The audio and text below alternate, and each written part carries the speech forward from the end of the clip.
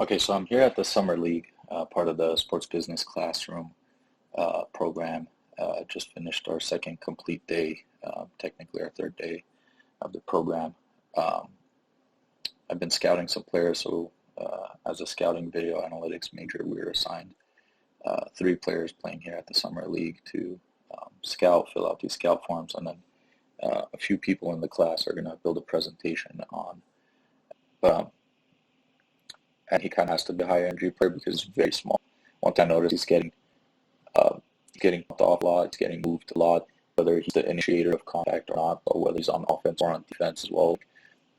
If you try to go into post up and, got moved out of the way, you had to pass the ball away. Um, on defense, they could absorb the contact, just gets taken back by like a charging player. So I don't know, maybe he needs to start trying charges, but that's one thing that I noticed. So, because of his size, he kind of has to play with high energy defense, but he does need to rein it in a little bit and control because he does, his footwork, he kind of, I don't know if it's like he doesn't trust his lateral quickness or what, but he basically bites on like crossovers and gets mugged easily there. So I believe that's him right there, cutting that an elbow. Okay, you have the switch here. Butler doesn't go in the direction. Okay, this is the end of the half. This is a great play here. Actually gets smacked in the face by Hardy here, and he just drives in, and like, this is incredible. And this is a great thing, like seeing these players, there's a reason why, you know, despite all of these like shortcomings that I'm noting here because of perhaps, I watched like the worst possible game of like both of them. Um, they still have highlights like this, and then Hardy will have a couple later on too. And I think we already passed the point of the game where Butler had made some really incredible passes as well after driving it in.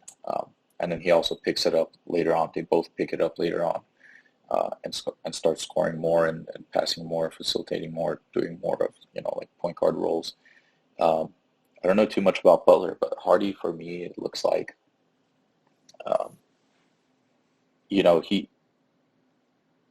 should be probably more of like an off-ball player. He's not going to be like leading your offense, and he's put in this role right now because um, he's like clearly the best option for that, regardless, and especially in terms of you know scouting him to see his strengths and weaknesses for the team going forward.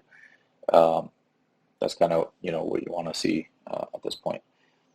Uh, anyway, this is just incredible. So you see him do things like this. He tries, like, because of his skill and his ability to do things like this, he tries, very good, you know, use of his teammates over there um, to create the space. But you see things like this, what you're seeing here before the alley-oop from both of these players, and I think that's why they have some of their drives that just go absolutely nowhere because sometimes it just does end up like that. Um, so you see him more utilizing the pick and roll like that, um, facilitating more. I love that from Butler. He's not a shooter at all. Um, I don't even know how many three-pointers he attempts, but his game is very much driving in, really incredible handles, even though he lost it several times. Not as much as Hardy, but uh, yeah, like doing that and then facilitating. So he got a lot better at uh, and more disciplined at utilizing the pick and roll, especially since he had Taco Fall and crowd was going crazy for Taco Fall. He got a double double and then some today. Interesting, like we're not seeing any clips of him actually being in the game here. Um, but you see like great shot over here, and this was like after a string of like poor plays by Hardy, and then he pulls this out. So with these players, like you see, um, just great plays like this, but they just need to be a lot more consistent. Taco was dominating down here. They didn't have an answer. They didn't have Brigham Jr. What was his name? MBJ. Uh, is what I put him as. Basically, the guy that the Mavs just picked up, and he started playing on Thursday for them. In a previous summer league game, he didn't play here, but he played tonight, and they were utilizing him a lot. He looked very good defensively. So, not having him here against Taco, like, I don't even know how they were supposed to have an answer for him here.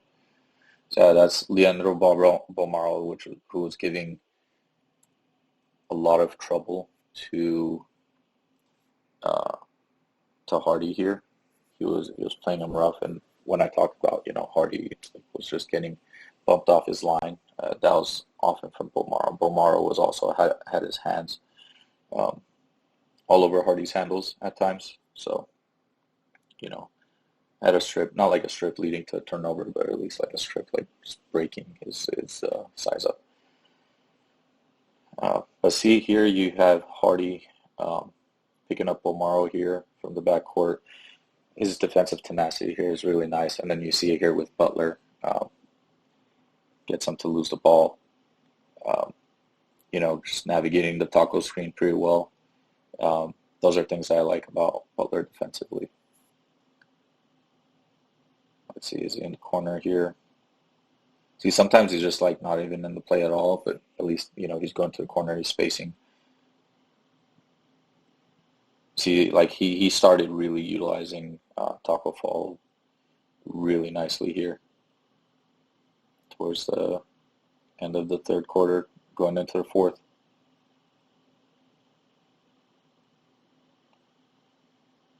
There's not like too much to like, oh, so Bingham Jr. is right there. He just looks so small next to Taco. See here, he actually looks like a center.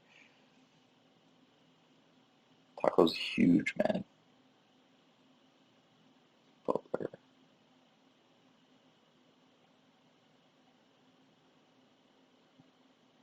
There he is, takes it to the rim. It's not Butler, but I actually don't know who that is. It's 12:30 here. I've been up since 6 too, so that's part of it. Absolutely swamped days that we have going on over here.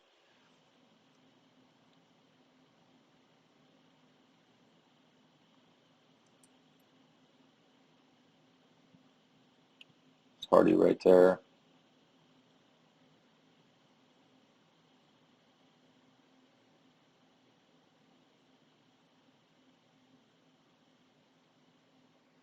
Some nice hops right there, Hardy.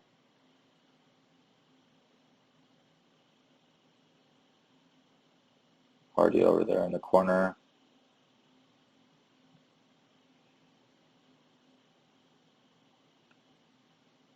That was one of the plays I wrote. I think it's going to be one that I talk about in the presentation. But so you see this here, he gets brick walled by Taco. Is that illegal or what? But he catches up, goes back on Taco, sees that Butler is covered. So then he goes for a strip. He's already seen that pocket pass a couple times. Really outstanding play, and his defense was more promising to me, as well as a few offensive plays.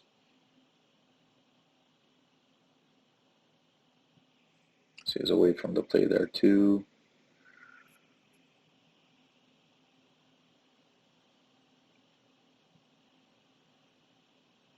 Taco is just like dominating the offensive boards in this game. And then Butler started utilizing that more. He started having more confidence in his shots close to the rim, knowing that Taco's there to clean it up. He gets stopped there.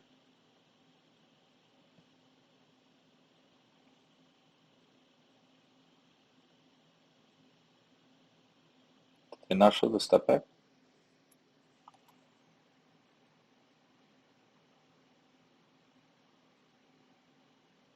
They didn't show the step back. All right, I gotta go to Jaden Hardy's highlights.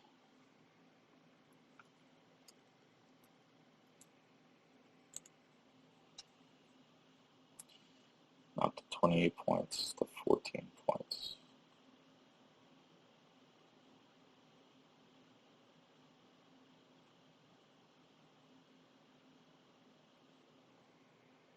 Do we want to see that?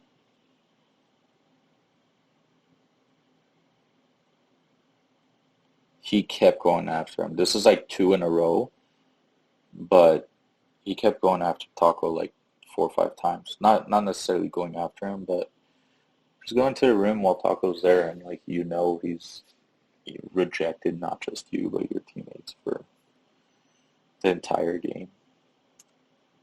I don't know why they didn't put more Taco highlights there.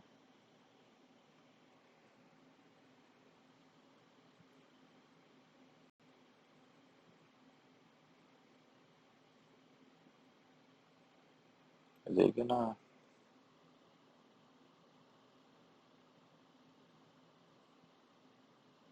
didn't have these highlights, do they?